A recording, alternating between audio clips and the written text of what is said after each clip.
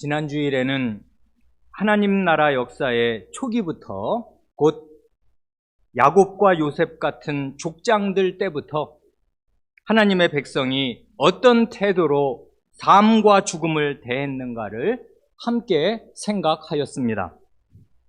족장들이 맹세를 시키면서까지 자신의 장래의식에 대한 유언을 남겼을 때 그들의 일생을 관통했던 절실한 믿음과 소망이 무엇이었던가를 말씀드렸습니다. 그리고 그런 믿음과 소망의 실체로서 주 예수 그리스도께서 오신 것이 정녕 사실일진데 그 예수 그리스도께서 어떻게 삶과 죽음을 대하는 우리 신자의 태도를 근본적으로 변화시키시고 변혁하시는가를 말씀드렸습니다.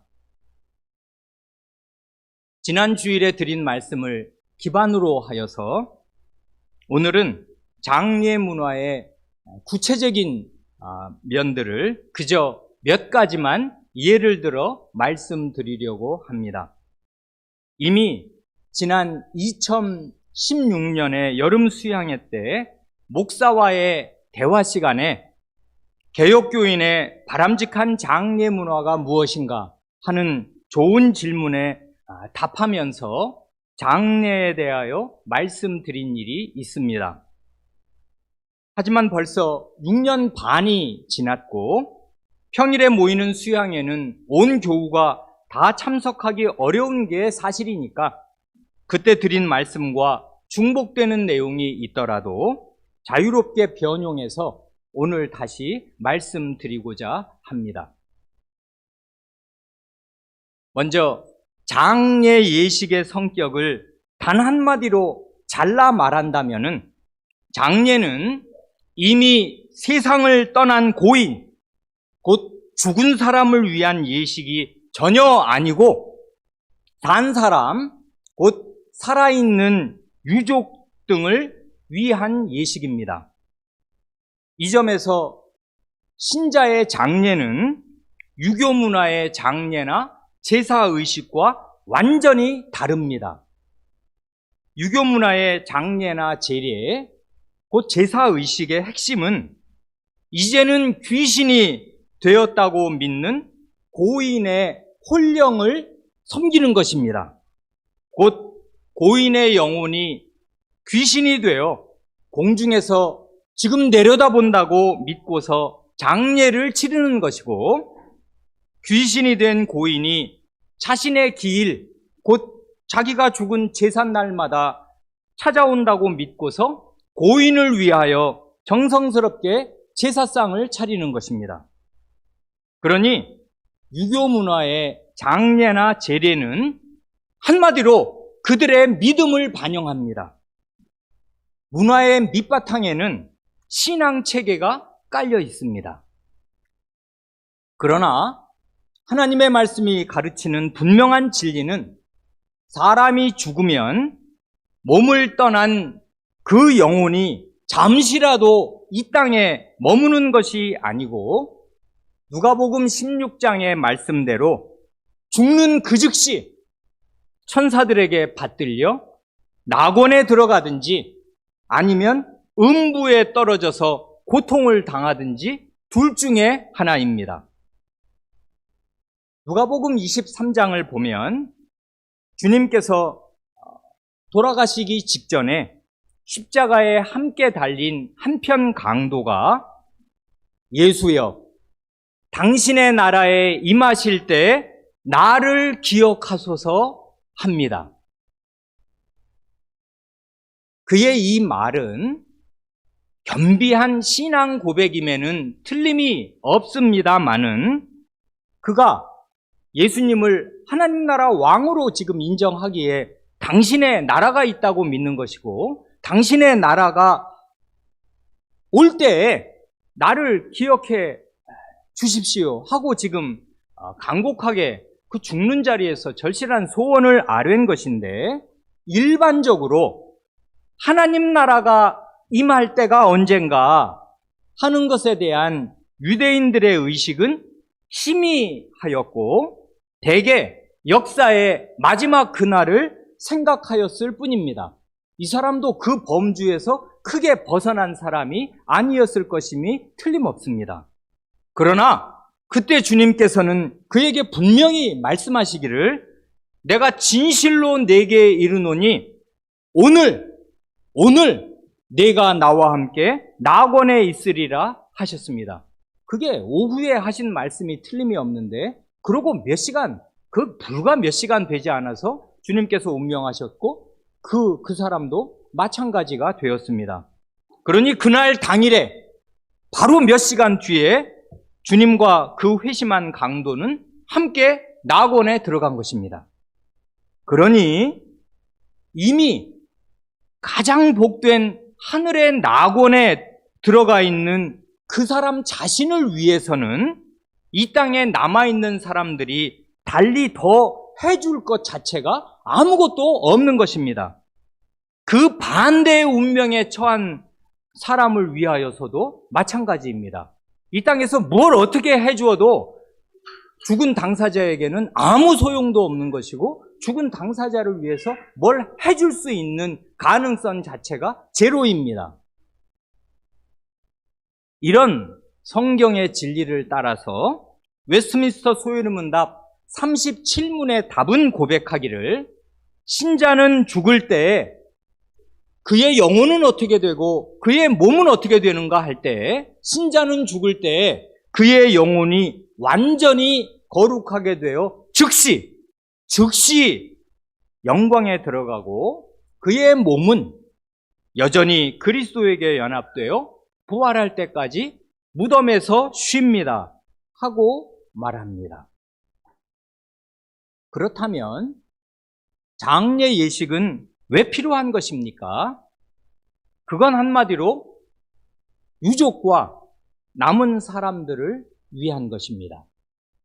생전에 고인과 삶을 나누었던 유족과 지인들이 함께 모여 장례를 치르면서 이제는 더 이상 고인이 이 세상에 함께 있을 수 없다는 이 슬픈 현실을 사실로 받아들이고 고인의 시신을 장사 지내면서 작별하고 마음으로 떠나 보내는 것입니다. 만일 그 고인이 한 가족이나 친지의 울타리를 넘어서 더 넓은 영향을 끼친 인물이었다면 그 범위에 맞게 그를 알고 사랑했던 모든 지인들이 함께 모여서 고인의 죽음을 애도하고 마음으로 고인과 작별하는 기회를 주는 것이 선하고 좋은 일이겠습니다. 우리 신자들은 우는 자들과 함께 울라 하신 로마서 12장 15절 말씀을 따라서 상가에 가서 친족을 잃은 큰 슬픔을 당한 형제 자매들과 함께 울며 그의 마음을 위로합니다. 이러한 장례의 성격에 비추어 볼 때 장례에서 해서는 결코 안 될 일들, 조심하지 않으면 안 될 일들이 있습니다. 불신자들은 사람이 죽으면 일종의 귀신이 된다고 믿고서 귀신이 된 고인에게 절하는 뜻으로 고인의 영정이나 위패에 절을 하거나 분향을 합니다마는 신자는 결단코 고인의 영정이나 위패에 절하거나 분향하지 않습니다. 그 분향은 그 장례 예식에서 절 일배와 같습니다. 향을 피우는 게 곧 절하는 거라고요. 그래 절에 가면은 늘 불상 앞에 그 향로가 있는 것 아니에요. 그 향 냄새가 절집에 가득하단 말입니다. 늘 절을 해야 하는데 맨날 3000배 하는 게 쉽습니까? 그러니까 절 대신에 향을 항상 피워놓는단 말입니다. 분향은 곧 절입니다. 불신자들이 장례식이나 제사 때 하는 절은 그 본질을 직시한다면 고인에게로 가는 것이 아니라 마귀와 귀신, 곧 이런 어두운 세속 문화를 통하여 이 세상을 지배하고 결국은 모든 불신자들을 영원한 멸망으로 이끌어가는 마귀와 귀신에게로 가는 것입니다. 이걸 하나님의 말씀이 분명히 가르쳐 주지 않습니까? 우리가 과거에 성찬식을 행할 때 그 읽은 고린도전서 10장 말씀이 그것인데요. 고린도전서 10장 20절 이하를 한두 절만 읽으면 이렇습니다. 무릇, 이건 모든 이런 뜻이겠는데, 모든 이방인이 제사하는 것은 귀신에게 하는 것이요 하나님께 제사하는 것이 아니니 나는 너희가 귀신과 교제하는 자가 되기를 원하지 아니하노라 합니다. 사람들이 우상에게 절할 때 그 우상은 사실은 살아있는 실체가 아니요 그저 나무나 금, 은, 동상일 뿐입니다.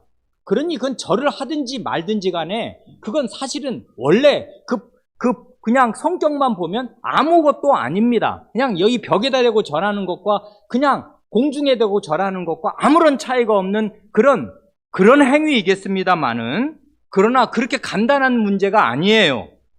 그 우상의 배후에는 그런 우상을 통해서 이 세상을 지배하는 살아있는 마귀와 귀신이 있는 것입니다. 그래 그 아무것도 아닌 나무나 목석이나 은금동철로 된 우상에게 절할 때 사실은 그 우상의 배후에 도사리고 있는 마귀와 귀신에게 절하는 것과 완전히 같은 것입니다. 그러니까 여기 분명히 말씀하잖아요. 이방인이 제사하는 것은 귀신에게 하는 것이다. 하나님께 하는 것이 아니니 나는 너희가 귀신과 교제하는 자가 되기를 원하지 아니하노라 할 때 그렇게 우상에게 절함으로써 귀신에게 절을 하는 것이고 귀신과 사귐을 갖게 되는 것입니다. 그러니 이어서 말씀하기를 너희가 주의 잔과 귀신의 잔을 겸하여 마시지 못하고 주의 식탁과 귀신의 식탁에 겸하여 참여하지 못하리라 합니다. 이건 성찬을 가리키는 말씀임에 틀림이 없지 않습니까? 주님의 잔을 받고 주님의 식탁에 참여한 사람은 주님의 잔도 마신 그 입술과 그 혀로 귀신의 잔을 함께 마실 수가 없고, 주님의 식탁에 참여한 그 몸으로 귀신의 식탁에 참여해서 귀신과 교제를 나눌 수는 없는 거다. 그러면 우리가 주를 노여워하시게 하겠느냐? 우리가 주보다 강한 자냐? 주님보다 더 강한 사람이라면 주님의 분노를 겁낼 것이 없겠으니 그렇게 하여도 무방한지 모르겠으나, 그런 사람이 세상에 하나도 없는 한에는 주님의 두려우심을 알고 그런 귀신의 상에 참여한다든지 귀신에게 절하는 일을 하여 주님을 진노하시게 하여 할 수가 없는 일이다 하는 것, 하나님의 말씀이 분명히 가르쳐 줍니다. 그래 우리는 자신의 부모님을 장사 지낼 때든지 아니면 자기 지인들의 상가에 갈 때든지 어떤 경우든지 분양하지 않으며 고인의 영정에 절하지 않습니다. 간혹 기독교인의 장례를 보면 분양 대신에 흰 국화단을 빈소 입구에 놓고 조문객이 한 송이씩 영정에 놓도록 그렇게 하는 것도 가끔 봅니다. 꽃은 마음을 순화하기도 하니까 영정 사진 주변을 꽃으로 장식하든지 영정 앞에 꽃을 놓든지 해서 유족이나 조문객의 마음을 다소 순화할 수 있다면 그건 의미가 있는지도 모르겠습니다. 그러나 혹여라도 영정 앞에 꽃을 놓는 행위가 마치 은연중에라도 고인에게 무엇을 하여드리는 것으로 생각한다면은 그게 바로 미신입니다. 그게 우상숭배와 별로 다를 것이 없는 거라고요. 고인을 위해서는 아무것도 할 일이 없는 것이에요. 고인이 그걸 받는 것도 아니고 할 수도 없는 것인데, 이 이교 문화에 찌든 우리나라의 장례 문화는 고인의 영정이 마치 그게 영혼이 깃들어 있는 무슨 신령한 물건인 것처럼 생각을 해서 떠받들면서 그걸 늘 앞장 세우고 대단하게 모시지 않습니까? 그거 사진 액자를 왜 모신단 말입니까? 그게 무슨 대단하게 그 장례 행렬을 이끌 수 있는 지도 역량이 있는 것이에요? 그걸 뒤를 따라가고 줄을 세우고 그 앞에 깍듯하게 절을 하고 한단 말입니다. 하나님을 믿는 이런 믿음의 지식이 있는 사람은 그런 일을 하지 않는 것입니다. 그런가 하면 신자가 장례를 치르면서 꼭 해야 할 일도 있습니다. 이건 첫째도 둘째도 셋째도 마찬가지인데 이걸 한마디로 하고 지나가면 마음에 새겨지지 않을 것 같아서 몇 가지로 나누어서 말씀드리고자 합니다.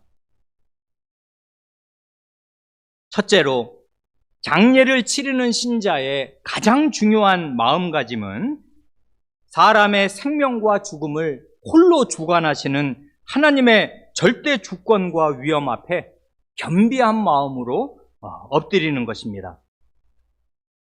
사람의 생명이 끊어지는 그 현장만큼 하나님의 주권이 강력하게 드러나는 때는 없어요. 다른 모든 것이 다 소용이 없단 말입니다. 천하의 모든 권력과 천하의 모든 재물이 단 한순간도 연명시켜주지 못해요. 하나님의 절대 주권, 사람의 생명을 뜻대로 관장하시고 처분하시는 하나님의 위엄이 강력하게 나타나는 현장이니 하나님을 우러르고 예배하며 찬송해야 마땅할 것입니다.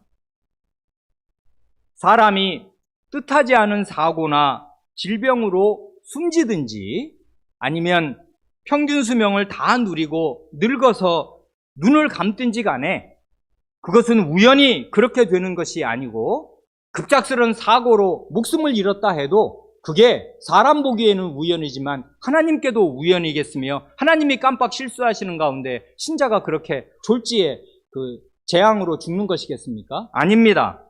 하나님께서 주권적으로 정하신 때에 고인의 목숨을 거두어 가신 것입니다.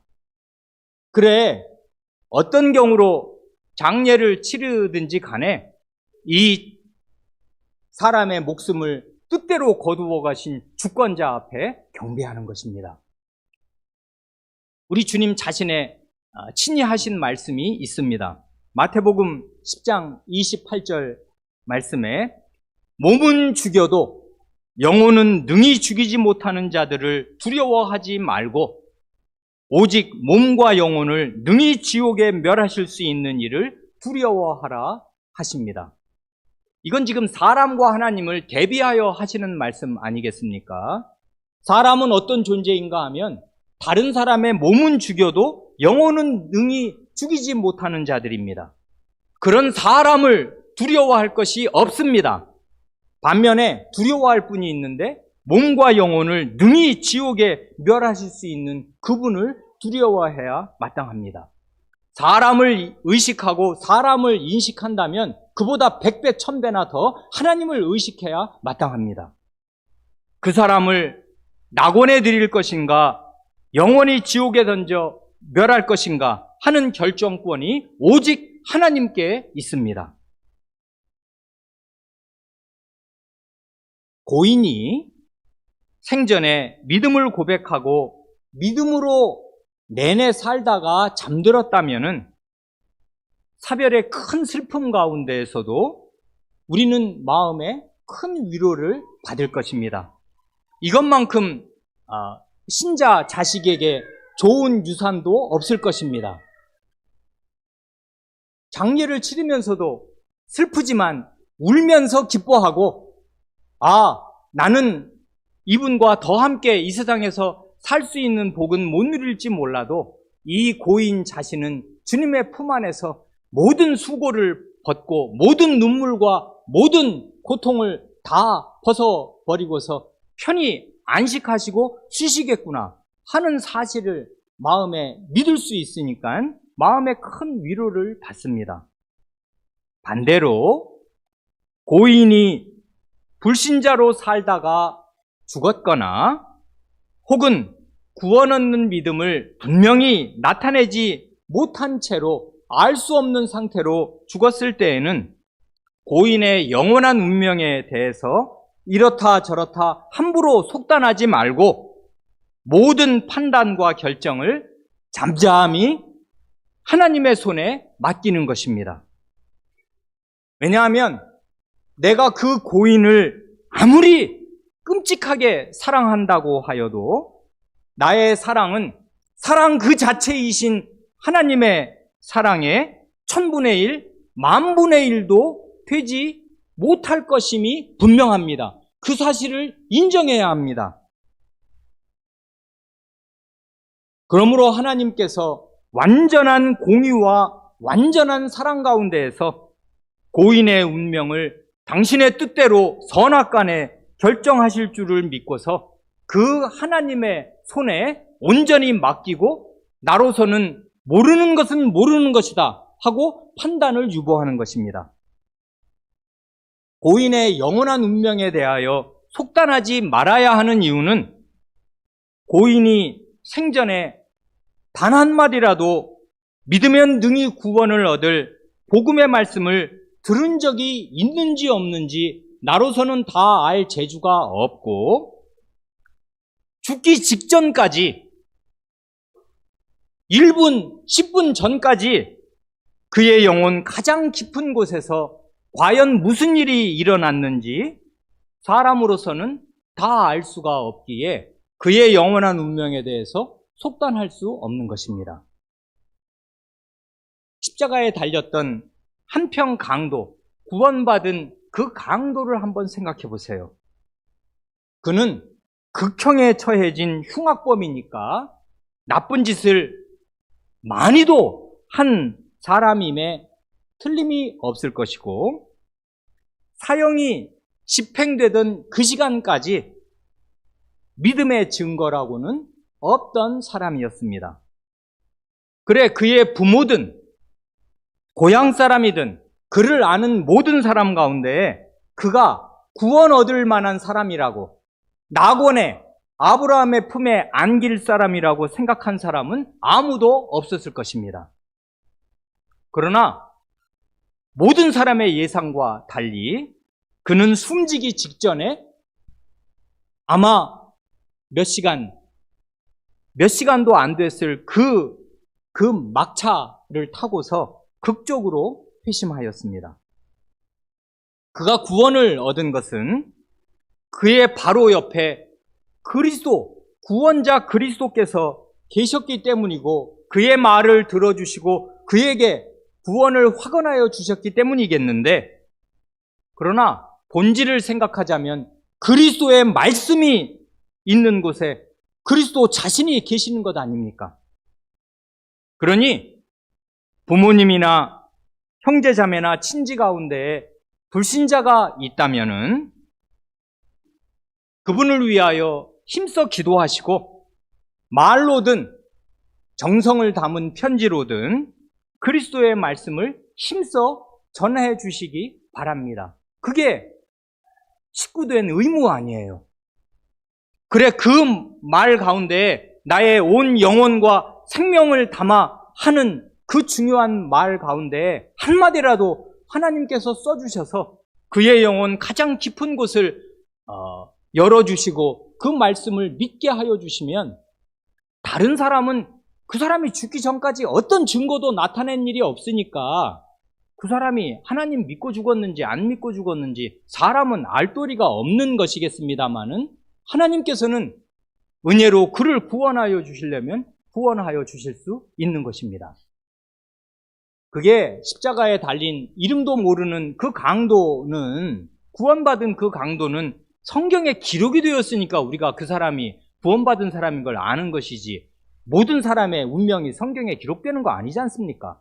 그 사람이 기록이 안 되었으면 그 사람 구원받을 사람이라고 믿을 사람이 전 세계 그 당시 인구 가운데 단 한 사람이라도 있었겠냔 말입니다. 아무도 모르는 일이잖아요. 모르는 건 모른다고요. 그러니까 사람의 불신자로 죽었거나 그 믿음을 분명히 고백하고 죽은 일이 없는 사람이더라도 그 사람 마음속에서 무슨 일이 죽기 전에 일어났는지 알 도리가 없는 것이에요. 그러니까 불신자인 친족의 장례를 치를 때에도 우리는 그의 영원한 운명이 하나님의 손에 있음을 기억하고 하나님께 맡기는 것뿐입니다. 그리고 나로서는 이런저런 생각과 판단을 할 게 없어요. 모르니까.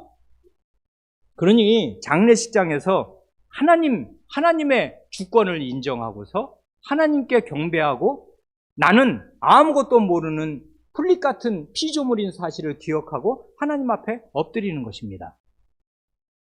둘째로, 맨 먼저 방금 전에 말씀드린 것, 곧 장례를 치를 때에 신자는 지존자의 절대 주권과 위엄 앞에 엎드려야 한다는 사실을 다시금 강조해서 말씀드리지 않을 수가 없습니다.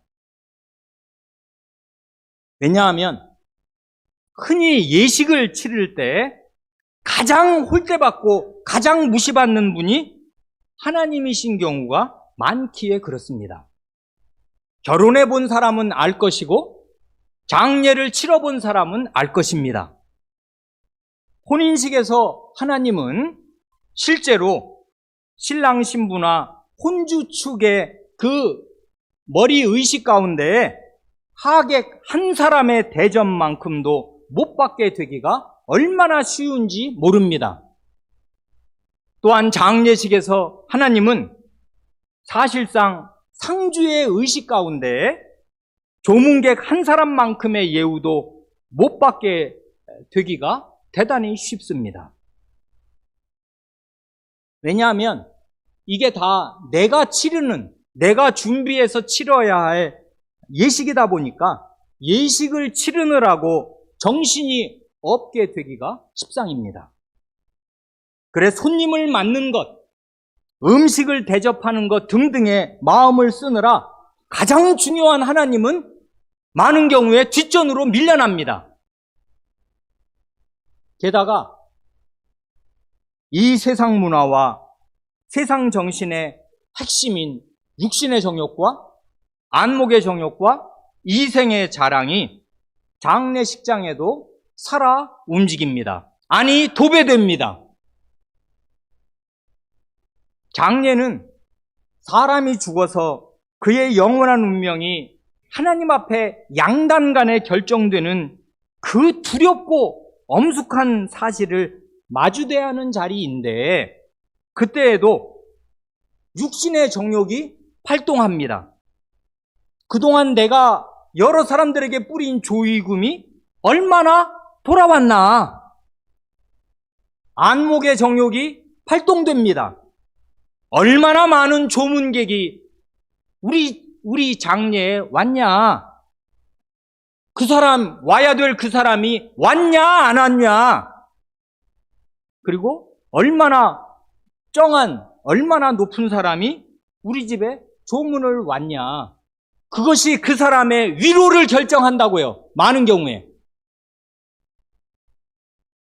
이생의 자랑이 활동됩니다. 아, 이 많은 조화가 들어온 걸 보면 그래도 우리 집안이 이 정도는 된다. 네 집 장례는 참으로 초라하더라 하고 우열감이나 열등감을 느낍니다. 그게 다 뭐란 말입니까? 지금 그의 영원한 운명이 지옥이냐 낙원이냐가 하나님 앞에서 결정이 되고 하나님이 그걸 몸으로 보이도록 처분하시는 그런 현장에서도 죄인은 육신의 정욕, 안목의 정욕, 이생의 자랑에 휘둘린 그런 마음을 결코 떼어버리지 못해요.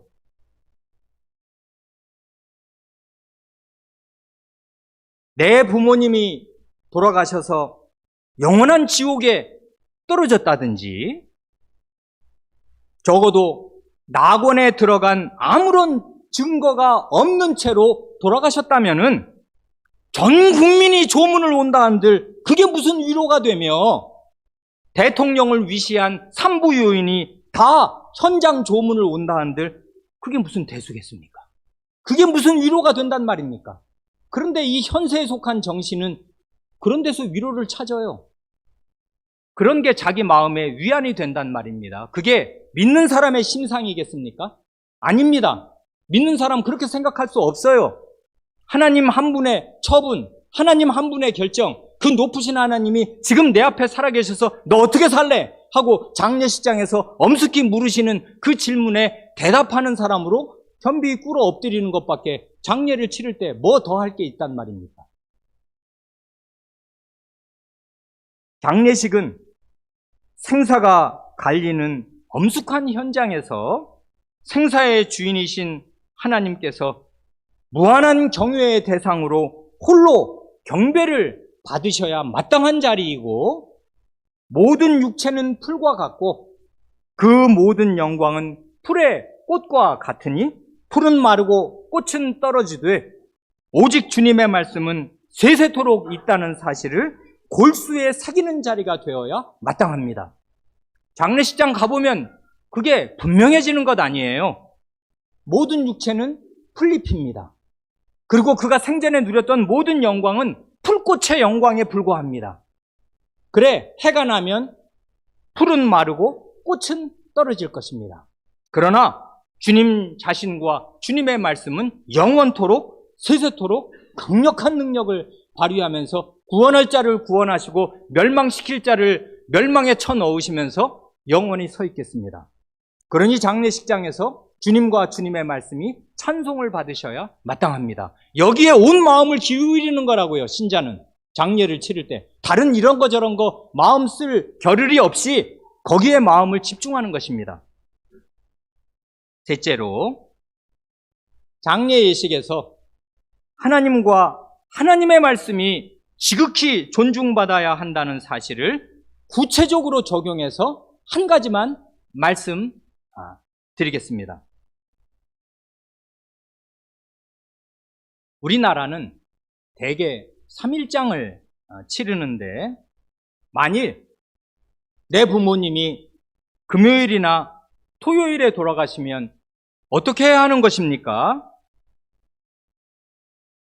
두말할 나위도 없이 장례를 치르는 중이라도 주일이 되면 예배당에 나와서 생사의 주인이신 대주제께 경배드려야 마땅한 것입니다.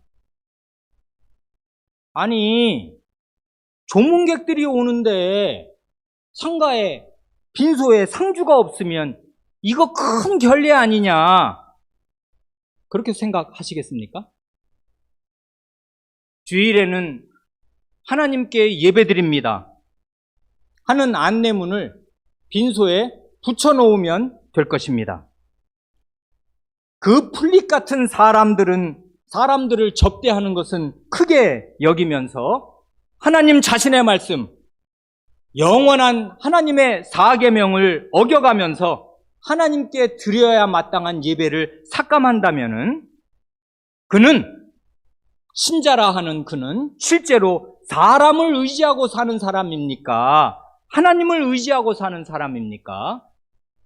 몸은 죽여도 영혼은 능히 죽이지 못하는 사람을 두려워하는 사람입니까? 몸과 영혼을 능히 지옥에 멸하실 수 있는 하나님을 두려워하는 사람입니까?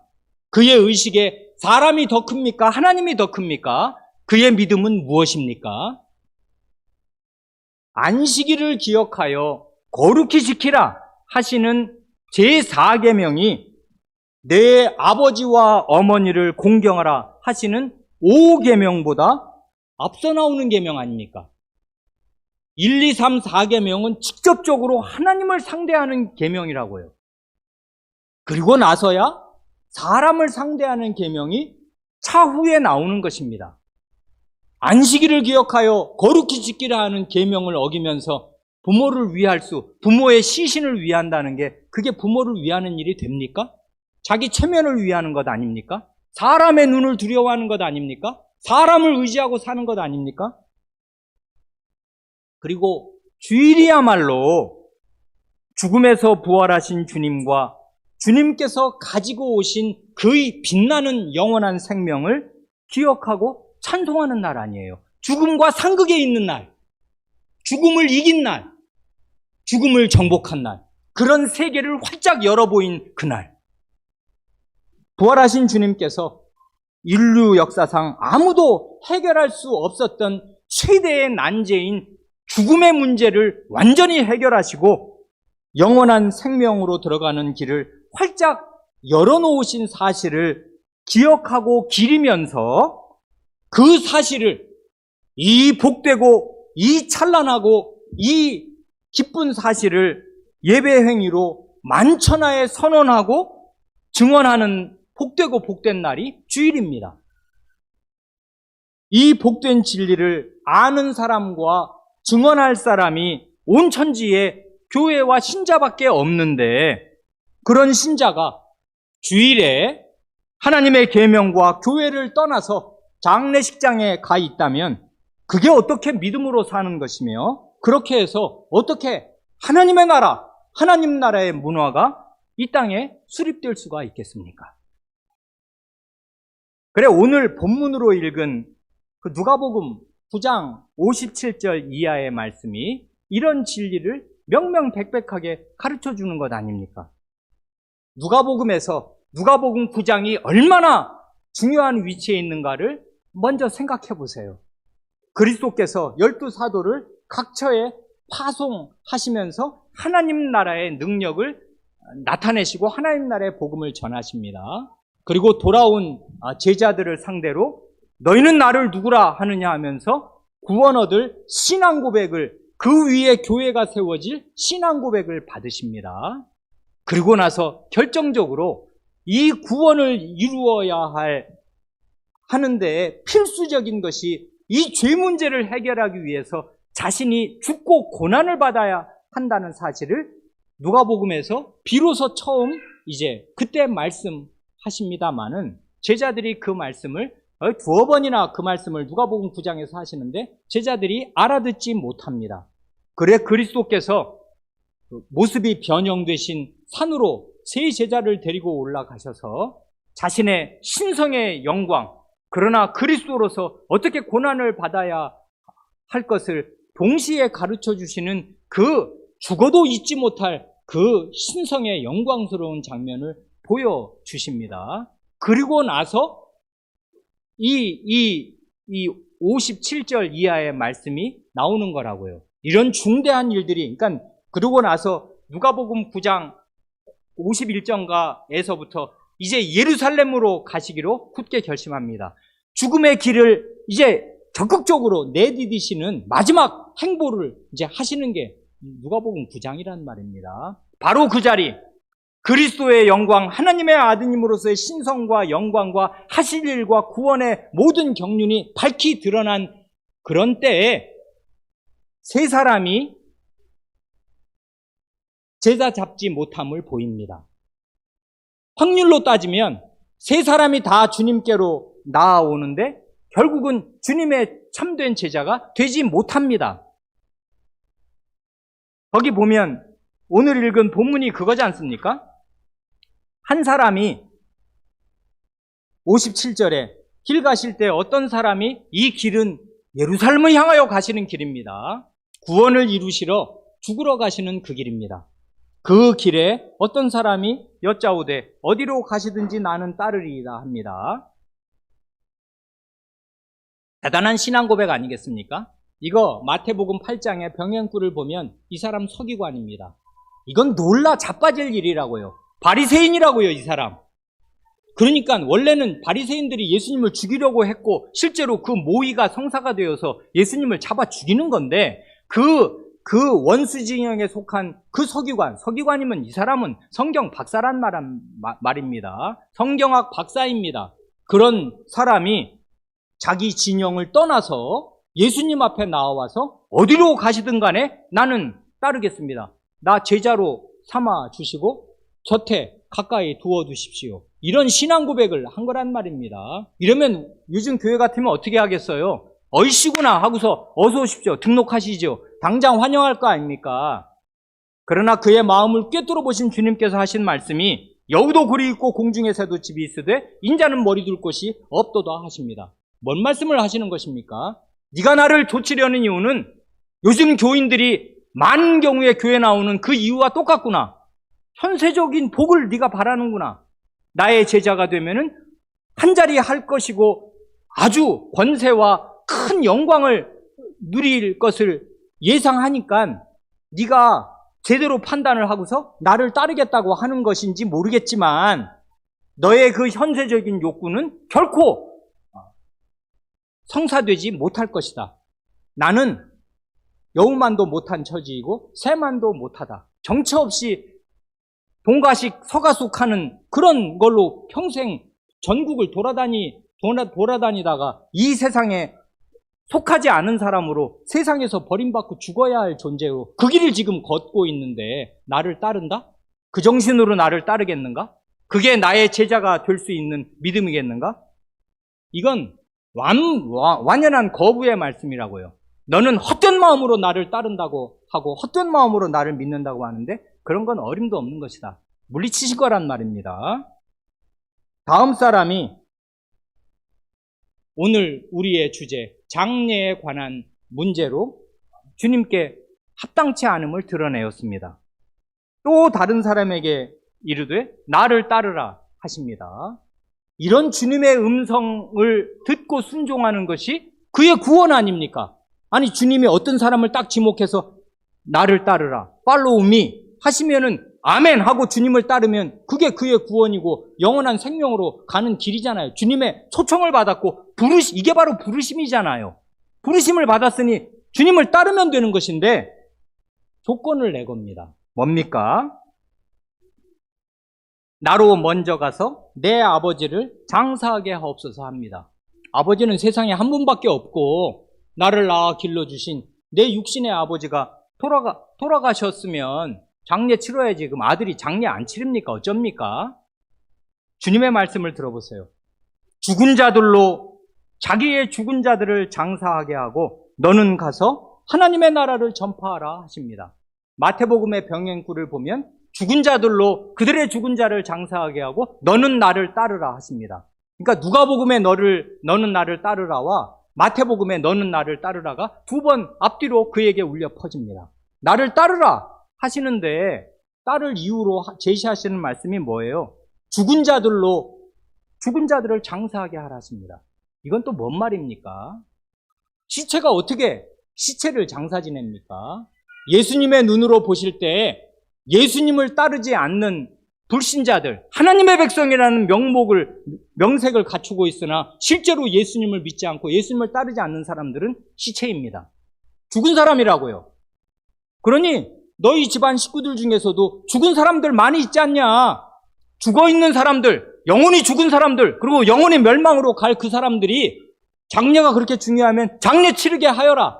너 말고도 장례 치를 사람 많지 않냐? 죽은 사람들 셌지 않냐? 이 세상에. 그리고 너희 집안에 나를 믿지 않고 나를 따르지 않아 생명이 없는 그 사람들이 생명 없는 일을 계속하게 내버려 두고서 너는 생명인 나를 따르고 이 생명을 전하는 하나님 나라를 전파하라. 그렇게 하신 것 아니에요. 이래야 제자가 되는 거란 말입니다. 제자가 곧 신자입니다. 마테마가 누가 요한에 나오는 그 제자가 신자 아니에요. 주님을 믿는 사람이 이렇게 해야 주님을 믿는 것이지 주님을 따르겠습니다 하면 주님을 다 믿는 게 됩니까? 안 된다고요. 그의 마음을 꿰뚫어 보시는 주님께서 이 현세적인 복을 원하고 교회에 나온다? 나는 여우만 못하다. 나를 따라다녀봐야 여우 대접도 못 받을 거다 하고 그 사람을 거절하실 거라고요. 그리고 장례 치러야지 뭔 말씀입니까? 아버지 장례 치르는데 어떻게 예배당 나갑니까? 부활의 주님을 모신 사람이 그거밖에 주님을 대접 못한다면 그 사람이 부활을 믿는 사람인가? 우리는 알 수가 없어요. 죽은 사람들로 죽은 사람을 장사하게 할 것입니다. 그리고 산 너는 부활의 주님 앞에 나와 주님을 찬송하고 이 부활의 주님이 이 세계의 유일한 희망이요 이 죽음의 현실을 깨뜨릴 유일한 길인 사실을 증언해야 합니다. 예배 때 예배로 증언하는 거잖아요. 다른 사람들이 어떻게 살든지 상관이 없이 이 주님이 이 세계의 유일한 희망이요 이 세계의 유일한 구원인 사실을 우리는 예배 때 증언합니다. 성찬을 받는 게 그거거든요. 이 떡을 먹고 이 잔을 마심으로 주의 죽으심을 오실 때까지 전하는 것이니라. 그때 전한다는 말은 카탄겔로 선언한다 그 말입니다. 성찬 받는 행위가, 성찬에 참여하는 행위가 주님의 죽으심과 주님의 부활과 주님의 구원을 온 세계 앞에 선언하는 행위라고요. 예식은 엄청 중요한 것입니다. 그러니까 예배 전체가 예식이잖아요. 잘 짜여진 예전, 이 예식에 참여하고 그 중에서 특별히 성찬에 참여하면서 우리는 그리스도를 다시 오시는 그날 그리스도께서 오신다, 세상의 주인으로서 하시는 사실을 온 세계에 선언합니다. 이걸 들으면 살 것입니다. 누구든지. 그러나 안 듣는 세상은 자기 길을 갈 것인데 죽은 사람이니 죽은 사람을 장례하며 죽을 길로 갈 것입니다. 그러나 산 사람인 우리는 하나님의 말씀을 따라 안식일을 기억하여 거룩히 지키라 하시는 그 말씀대로 하는 것입니다. 이 말씀이 우리에게 가볍습니까? 안 가벼워요. 천지보다 무겁습니다. 그런데 요즘 이런 말이 통용되는 세상인가를 한번 생각해 보세요. 이런 말들을 알아들을 사람이 있으며 순종할 사람이 교인 가운데 몇 사람이나 될지 한번 생각해 보세요. 그게 교회인가? 그게 음부의 권세가 이기지 못하고 지옥의 권세가 이기지 못하는 교회에 속한 사람의 하는 일이겠는가? 그런 사람들이 하나님의 나라의 문화를 이 땅에, 이 캄캄한 땅에, 죽음의 땅에 생명의 문화를 건설하겠는가? 못한단 말입니다. 죽음에 종속되어서 죽음에 끌려가잖아요. 그래서는 어떻게 하나님 나라의 문화와 하나님 나라의 기계와 하나님 나라의 생명이 전파된단 말입니까? 뭘 보고 딴 사람들이 믿어요? 그러니 믿음대로 살지 않으니까 핍박이 없는 것이지 믿음대로 살아보십시오. 격렬한 반대에 부딪힐 것입니다. 가족들과 전쟁을 일으키게 될 것입니다. 당연하죠. 왜 그러냐면 이 죽음의 세계는 생명의 세계를 받아들이지 않지 않습니까? 그런 게 어딨냐? 천륜도 모르는 놈. 이렇게 비판과 비난에 직면하게 될 것인데 그럼으로써 그는 그리스도 편에 서고 이 세상과 등을 돌려서 그리스도 편에 서게 될 것입니다. 이게 요즘 세상에 퍼져 있는 기독교와 같아요? 하나님의 그리스도의 말씀이 이게 이 세상 형편과 같아요? 다르단 말입니다. 그 마지막 사람도 똑같지 않습니까? 그 주님을 따르겠다는 마지막 사람. 주여, 내가 주를 따르겠나이다마는 나로 먼저 내 가족을 작별하게 허락하소서. 언제든지 가족은 중요한 존재니까 가족을 우선한단 말입니다. 이건 어찌 보면 당연한 거잖아요. 이제 주님 따라 나서면 앞으로 어떻게 될지도 모르고 정처 없이 될 텐데 가족하고 먼저 작별하고 와서 주님 따르겠습니다 하니까 주님께서 손에 쟁기를 잡고 뒤를 돌아보는 자는 하나님 나라에 합당하지 아니하니라 하고 냉정하게 말씀하신단 말입니다. 이 냉정한 이 말씀이 겉으로는 냉정해 보이지만 이게 구원의 말씀이라고요. 네가 나를 어떤 존재로 생각하고 지금 나를 따른다고 하냐? 네 가족에 대한 의무를 다하는 것과 나에 대한 의무를 다하는 것, 그게 양당 간에 문제가 될 때 너는 어느 편에 속할 사람이냐? 그거 정하고 와라. 그렇게 말씀하시는 것 아니에요. 이건 가족에 대한 의무를 방기하고 내팽개치고 그 무자비하게 가족을 팽개치라는 사람이 되라는 말씀이 아니지 않습니까? 그러나 그의 마음과 생활에서 우선순위, 그리스도께로 향하는 우선순위가 분명치 않은 사람은 하나님 나라에 합당한 사람 아닙니다. 그리스도를 따를 수 있는 사람 아니라고요. 겉모습만 따를 뿐입니다. 그런 믿음이 진짜인가 가짜인가는 불로 시험될 때 드러나고 말 것입니다. 그러니 이 장례식을 치를 때 우리는 우리의 믿음이 어디에 있는가, 뭘 믿어야 되고 누구를 믿어야 되며 누구를 가장 중시해야 되는가. 장례식에 조화가 산더미처럼 쌓여있든 사람들이 조문객이 오든 장례를 알리든 안 알리든 그런 게 뭐가 다 중요합니까? 하나님이 사람의 목숨을 데려가신 그 현장인데 그 본질을 직시하고서 하나님 앞에 엎드리는 일 이외에 다른 뭐가 필요해요? 이 사실을 아는 사람들이, 산 사람들이 모여서 장례를 치러야 그 장례가 제대로 된 장례가 될 것이고 거기 속에서 장례 문화도 형성되려면 형성되겠습니다. 단 한 가지를 말씀드린 것 뿐입니다. 부모님 장례를 치를 때 하필 그 3일장 중에 주일이 끼면 어떻게 할 것인가? 그걸 왜 몰라요, 교인이? 4계명을 아는 교인이 그걸 왜 몰라요? 그런데 순종하는 교인이 많습니까? 제가 거의 못 봤습니다. 그러니 4계명이 무너진 교회에서 무슨 하나님 나라 문화가 건설될 수 있단 말입니까? 이런 가운데 우리 자식이 어떻게 하나님 나라의 튼튼한 역군으로 자라기를 기대한단 말입니까? 다음으로 매장이냐 화장이냐 수목장이냐 하는 문제를 말씀드릴 것이 있는데 이미 시간이 많이 갔고 이에 관해서는 과거에 말씀드린 일이 있습니다. 나중에 언젠가 다시 좋은 기회가 되면 말씀드릴 그런 때가 있기를 바랍니다. 답은 본래는 기독교 문화, 이 하나님 나라 정신을 제대로 표현하는 그 문화는 당연히 매장입니다. 오늘 설명드리지 못한 두 번째 본문 고린도 전서 15장이 심고 그 말씀을 계속 반복하는 것 아니에요. 씨를 심는 것처럼 땅에 묻는 것이에요. 씨씨는.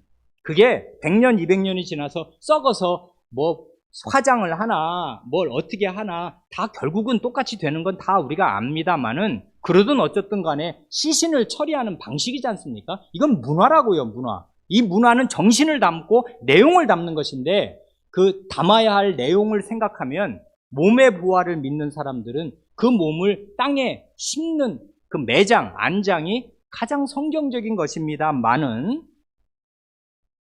현실이 지금 굉장히 어렵게 된 걸 우리가 다 압니다.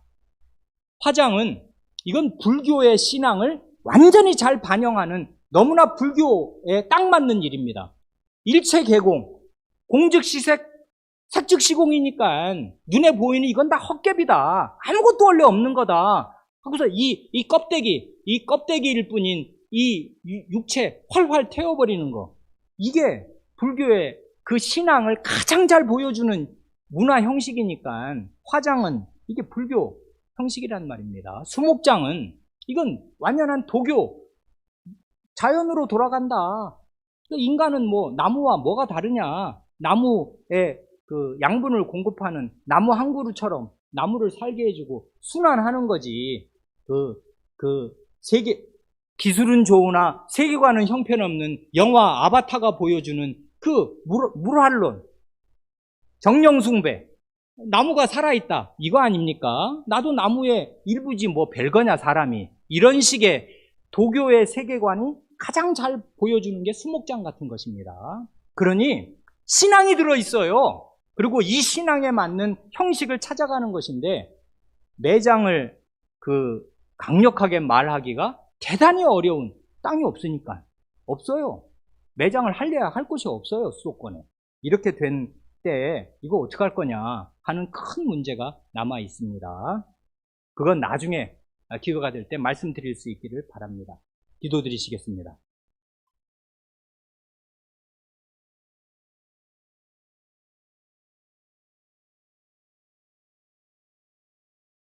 하나님 아버지, 저희가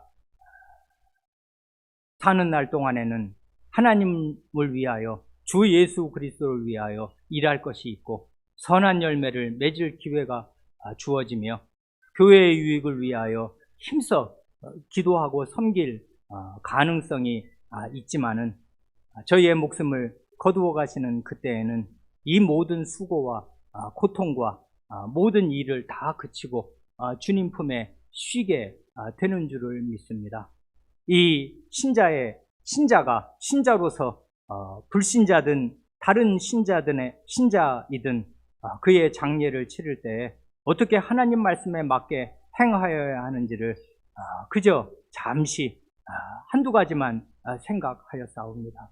주님, 저희 마음에 지혜를 주시고 그리스도가 저희 마음에 커지게 하시고 살아계신 하나님의 위엄과 영광이 저희 마음을 가득 채우게 하셔서 저희의 마음에 어두운 것들, 그릇된 것들이 물러가게 하시고 주님의 빛 가운데 밝히 서서 빛의 자녀로 살게 하시고 빛의 자녀로 행하게 하시고, 그런 교회의 빛의 문화를 이 캄캄한 어둠의 세상에 건설하며 사는 그런 역군들이 될 수 있게 하여 주시기를 구합니다. 우리 구주 예수님의 이름으로 기도합니다. 아멘.